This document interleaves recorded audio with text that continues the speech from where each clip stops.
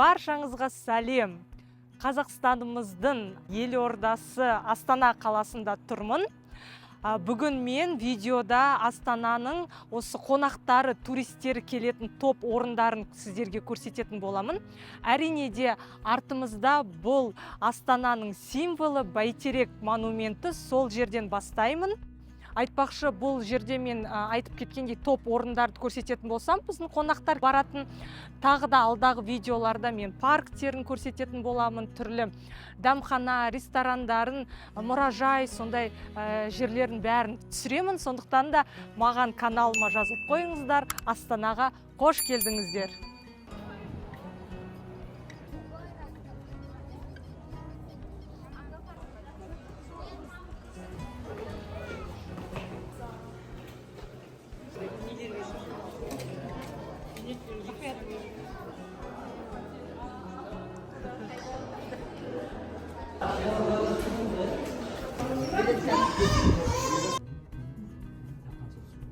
Бәйтеректің ішіне кіріп, жоғарғы жағына көтерілдік. Мен артымда біздің еліміздің ақ ордасы орналасқан. Бұл Бәйтеректе жалпы 360 градус көрініс бар. Қазір барлығын видеоға түсіріп шығамыз. Мысалы, мынау біздің әйгілі Талан Тауэрс дейтін ғимаратымыз, Ритц Карлтон отелі. Астананың тағы бір әйгілі ғимараты, ол мен артында тұрған Абу Даби Плаза.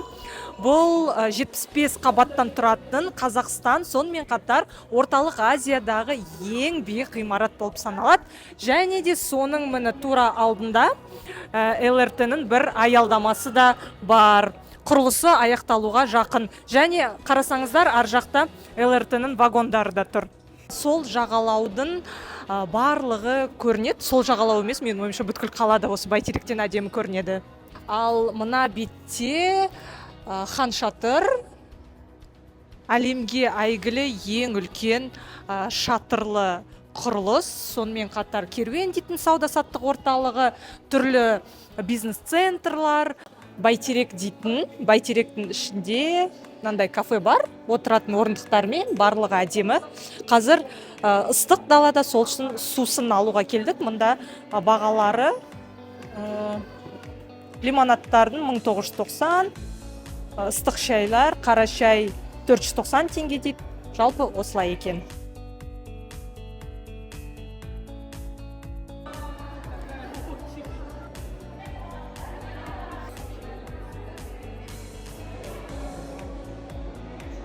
Жалпы бізге 1,5 сағат уақыт кетті, кіріп шығу, кезекте тұрумен.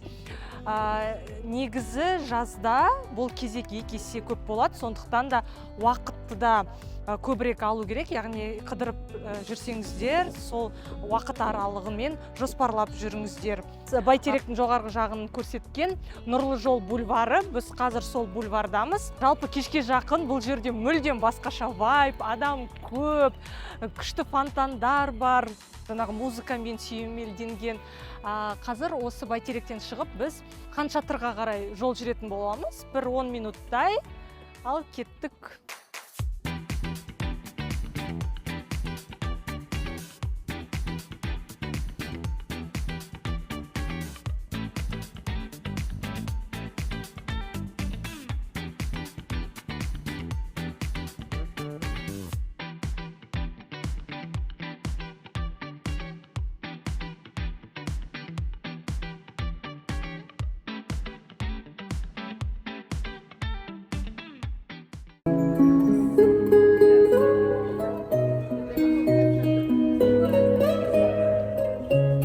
Менің артымда Бәйтерек, біз сол Бәйтеректен шығып, Нұрлы жол бульварымен жаяу серуендеп Хан Шатырға да келіп жеттік. Хан Шатыр бұл біздің еліміздің ең үлкен сауда ойын-саттық орталықтарының біріне жатады. Және әлемдегі ең үлкен шатер. Бұл ғимараттың архитекторы британдық Норман Фостер, өте әйгілі архитектор. Хан Шатырдың ең басты фишкасы ішіндегі жағажай. Натуралды құм, жылы су, тропикалық атмосфера, барлығы осының ішінде.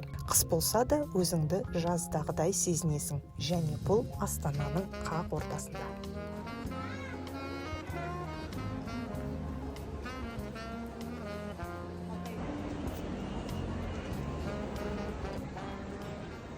Біздің келесі локациямыз ол Астананың бас мешіті. Қазақстан тұрмақ бүткіл орталық Азияның ең үлкен мешіті болып саналады. Бұл мешіттің құрылысы 2019 жылы басталып, 2022 жылы аяқталған болатын. Өте әдемі, біздің қаламызға бір ерекше көркін беріп тұрады осы мешіт.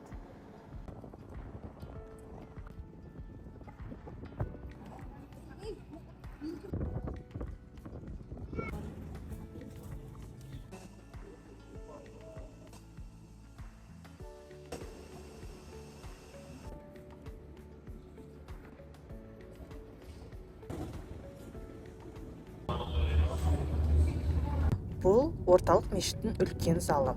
Мына қабырғасы ерекше. Кілем әлемдегі ең үлкен қолмен және таза жүннен тоқылған кілемдердің біріне жатады. Енді мешіттің көру алаңына көтерілейік. Кіру құны 2000 теңге бір адамға.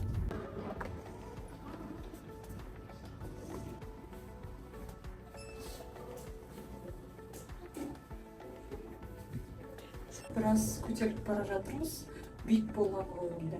Көрініп тұр бірінші рет. Негізі мешітке талай келдім, бірақ осы минаретке бірінші рет көтерілуім. Сондықтан да аз көреміз. Әлі көтеріліп келе жатырмыз. Мен жалпы өзім биіктікте қорқатын адаммын.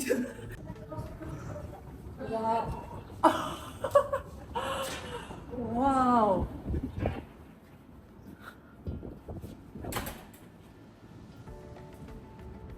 Астана. Ал біз жоғары көтерілдік. Мына жақта біздің Астананың әуежайы тұр. Жалпы көрініс керемет, біздің Сарыарқаның кең байтақ даласы.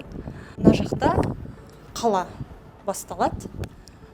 2017 жылы экспо көрмесіне салынған шар да тұр. Алдында үлкен фонтан бар, жоғарыдан да әдемі көрінеді екен, бірақ қазір фонтандар өшіріліп тұр. Ал келесі локация ол экспо. 2017 жылы халықаралық экспо көрмесін Астана қабылдаған болатын. Сол көрмеге арнайы салынған мынандай үлкен комплекс. Осы комплекстің визитный карточкасы танымал ғимараты ол ортадағы мына шар үлкен. Алдына әдемі мынандай ерекше гүлдерді де отырғызып қойыпты. Бұл шардың іші 8 қабаттық мұражай болатын, бірақ қазір естуімше реконструкцияға жабылған екен. Соны нақтылау үшін көріп келейік, сұрап келейік шағын.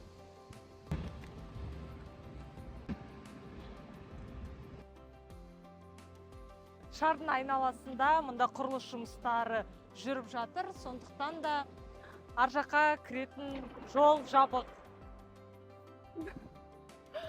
Жол жабық, яғни ішінде не болатынын мен қазір нақты сіздерге айта алмаймын, бірақ күшті бір нәрсе болатынына мен сенімдімін. Егер сіздер ыстықтап тұрсаңыздар, жазда келіп, онда мынаның астына тұрып душ қабылдап алуға болады дейсіз. Әзіл әрине. Артта Hilton 5 жұлдыз отелі, оның қасында үлкен мега сауда саттық орталығы.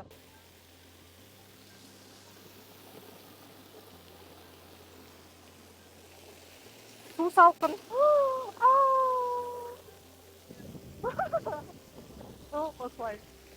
Астананың тағы бір үлкен ойын сауда саттық орталығы ол Мега Силквей. Бұл да экспо көрмесі сияқты 2017 жылы ашылған болатын.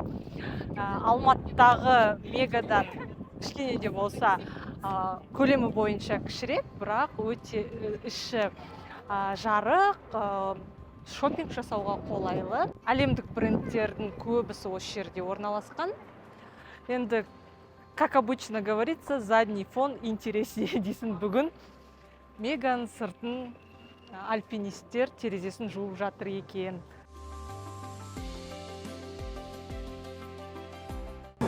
Мен видео түсіретін күні кезде бәрін реконструкция жасандар, мұзды алып тастапты Меганың катогының ішінде.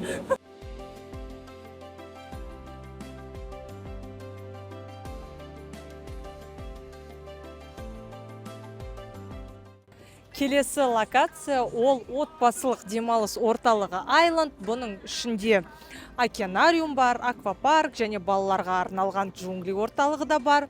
Артымда үлкен колесо обозрения тұр. Бұған да мініп қараған кезде Астанаға әдемі көрініс ашылады. Колесо обозренияның алдында жаз уақыттарында аниматорлармен бірге балаларға арналған түрлі ойындар, жарыстар бар.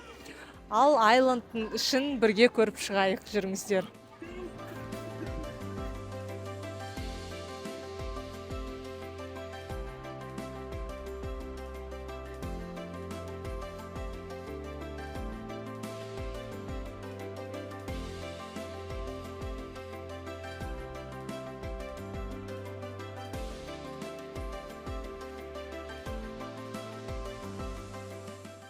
Бұл океанариум әлемдегі ең теңізден алыс орналасқан океанариум ретінде Гиннестің рекордтар кітабына енген. Негізгі ерекшелігі 70 метрлік туннельде акулалар мен үлкен балықтардың арасында жүру. Қазақстанның дәл ортасында осындай теңіз асты алуан түрлілік расымен ерекше әсер қалдырады.